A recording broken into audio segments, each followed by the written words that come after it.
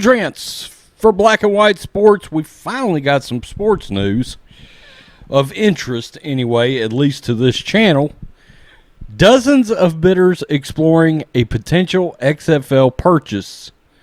This is from Mike Florio at Pro Football Talk.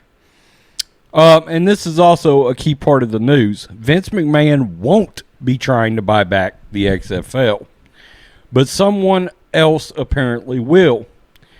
Daniel Kaplan of theathletic.com reports that dozens of bidders are reviewing the league's financial information with interest in buying the XFL and relaunching it next February.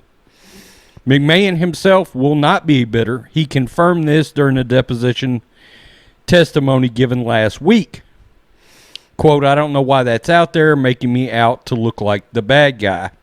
I'm going to buy the XFL back for pennies on a dollar, basically. That helped me move into a direction of I'm not going to be a bidder. I'm not going to have anything to do with it. I do hope that someone will pay a lot of money for it, and I do hope it will survive."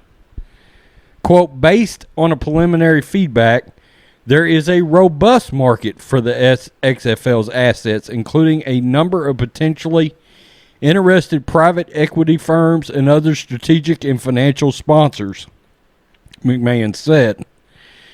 The XFL started strong with relatively high ratings, even though they dropped each week, and the league never had to compete with the tournament, March Madness. With growing thirst for live sports and the possibility that legalized sports wagering will explode, the XFL could indeed survive.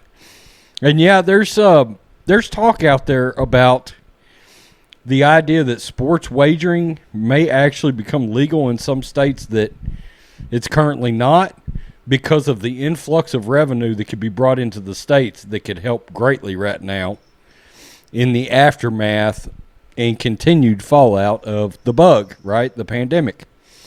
So, what do we think about the XFL?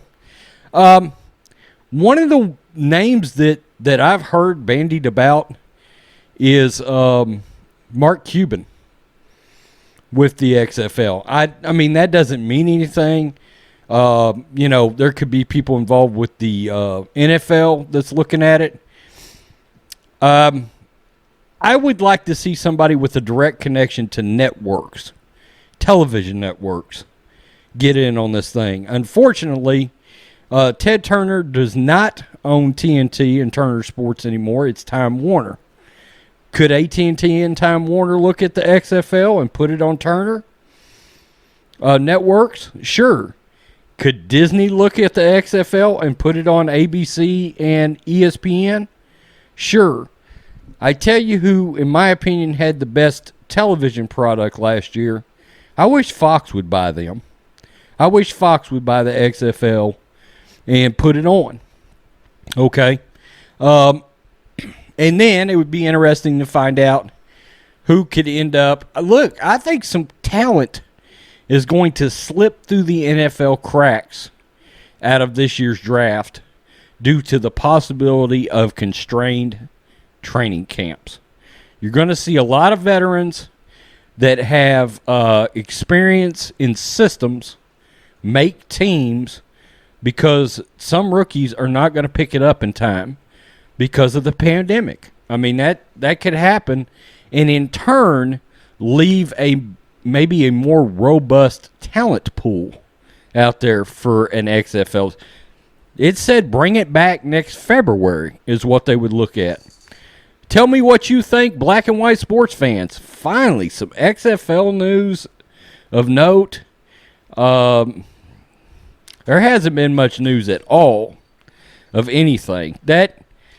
We thought about a video on the golf match, and at the end of the day, there just wasn't enough interest from myself or John Matrix to do the video. It was like, great, there was a charity golf match. Okay. That's great that they raise money for charity, but, it's still got to have some interest to us to do a video on it because we want to give a take. Peace. I'm out. Till next time.